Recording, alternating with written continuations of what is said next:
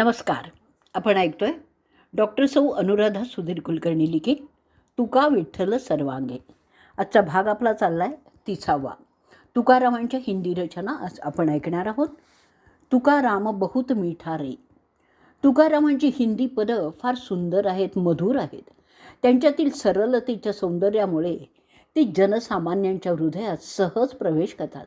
तुकोबांची ही हिंदी भाषेतील 29 पदच उपलब्ध आहेत, पण ही सर्व पदं त्यांचे शब्द आणि अर्थ लालित्याने आपल्या ओठांवर खेळतात, मनात राहतात, चिंतन करायला लावतात, अवीट भक्तीचा अनुभवही देतात. पण इतकी सुंदर पद्मरचना करूनही तुकारामांना खंत आहे की मी काय गाऊ, कोणी ऐकणारा समोर नाही आहे.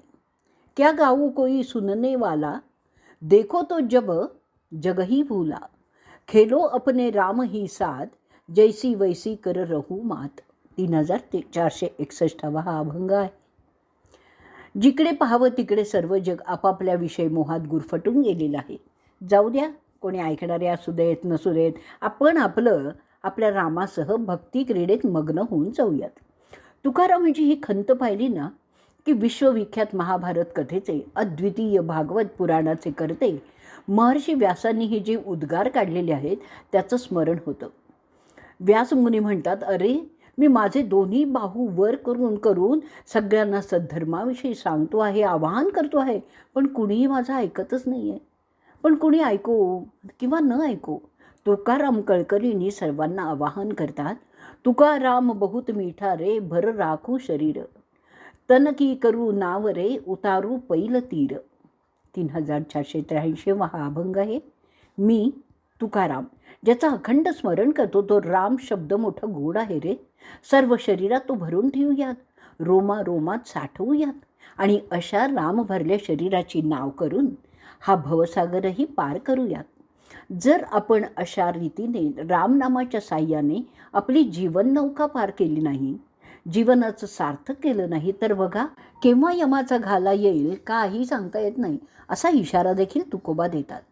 क्यों जीवन के पकड़ी आस, हाथों दिया नहीं तेरा घास, कहे तुका तू भया दीवाना, अपना विचार करले जाना. 3466 हा अभंग आहे. हातात घेतलेल्या अन्नाचा घास मरणापूर्वी खात्रीने तोंडात जाईल इतकी सुद्धा सत्ता आपल्या हातात नाही आहे. तेव्हा आपल्या जीवनाची आज धरून काय बसलात? तर तुकाराम म्हणतात, हे जना तू वेडा झालायस, जरा स्वतःच्या भल्याचा विचार कर ना. तुकाराम म्हणतात, मी मात्र निस्संग होऊन त्याची वाट पाहतो आहे. 3467 अभंगात ते म्हणतात, कहे तुका धन मानही दारा, वोही लिये गुंडली या पसारा. मी धनदौलत, मान मरातब, स्त्री पुत्र या सर्वांच्या मोहाचा पसारा गुंडाळून श्रीहरीकडे जायला पूर्ण तयार झालेलो आहे. माझ्या रामाला आपल्या भक्तांची किती आवड आहे म्हणून सांगू. दासो पाचे दौरे राम, सोवे खडा आप आहे मुक्काम. 3468 अभंगातला ही एक ओळ आहे. अहो हा राम आपल्या दासांच्या मागे मागे धावत असतो. ते मुक्कामाला येऊन झोपले की त्या ठिकाणी हा उभा राहतो. पण हे भाग्य खऱ्या भक्तांनाच प्राप्त होतं. जे विरक्तीचं सोंग आणतात त्यांच्यापासून राम लांबच राहतो, असंही तुकाराम कटाक्षाने सांगतात. ते पुढेही म्हणतात, तुका बस्तर बेचारा काय करो रे, अंतर भगवान न होय. जोवर भगवानामुळे अंतर भगव होत नाही तोवर तुझं केवळ भगव वस्त्र काय उपयोगी आहे. तेव्हा अंतःकरणापासून भक्ती करावी. तुकाराम स्वतःच्या अंतःकरणालाही शिकवतात, राम राम कहे रे मन, औरसू नाही काज, बहुत उतारे पार, आगे राखे तुका की लाज. 3483 हा अभंग आहे.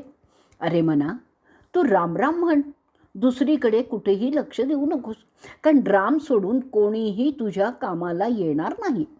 याच नामाच्या नावाने किती जण संसार सागर पार करून गेले.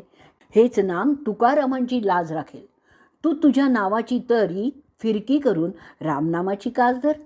अशा रीतीने कधी आत्मपर होत तर कधी लोकपर होत तुकोबा रामनाम महात्म्य गातात आणि ते म्हणतात, राम कहे सो मुख भला रे, बिन राम से बीख, अब न जानू मते बेरो, जब काल लगावे सीख. जे मुख रामनामाचं चिंतन करीत आहे ते मुख मोठं उत्तम आहे. याउलट रामनामहीन मुख विषारी आहे. पण ज्यावेळी काळ शिक्षा करतो त्यावेळी हे लोकांच्या लक्षात येतं. रामनामाचं अखंड स्मरण राखणं म्हणजेच मी माझेपणाच्या चौकटीला भेदून सर्वांचं होणं. असं सर्वात्मक जीवन संत जगतात. त्या संतांचा महिमा गाताना तुकोबांचं अंतःकरण भरून येतं. संत सेवेसाठी तुकोबा सदैव तत्परच राहतात. संत पन्हया लेखडा राहू ठाकूर द्वार, चलत पाछे हूँ फिरो रज उडत लेऊ सीर. 3483 हा अभंग आहे. जगाच्या कल्याणासाठी देह झिजवणारे संत मंदिरात गेले तर त्यांच्या पादुका डोक्यावर घेऊन मी मंदिराच्या द्वारात उभा राहीन. ते रस्त्याने जायला लागले की त्यांच्या मागे फिरत फिरत त्यांची चरणधूळ माझ्या मस्तकावर घेईन असं तुकोबा म्हणतात. असं हे तुकारामांचे हिंदी पदांचं विलोभनीय रूप आहे. ही उत्तर भारतातील भाषा म्हणून त्यांनी त्यात रामाचं नाम घेतलेलं आहे. पण त्यांच्या मराठी अभंगा इतकीच गोडी या हिंदी पदांना पण आहे. त्यात दिसून येणार अशी हरीबद्दलचा अनन्य भाव आणि लोकहिताची कळकळ तितकीच अस्सल आहे. आजचा भाग इथेच आपण संपवणार आहोत. उद्याच्या भागात आपण सांबाल यारा ऐकणार आहोत. जय जय राम कृष्ण हरी, जय जय राम कृष्ण हरी.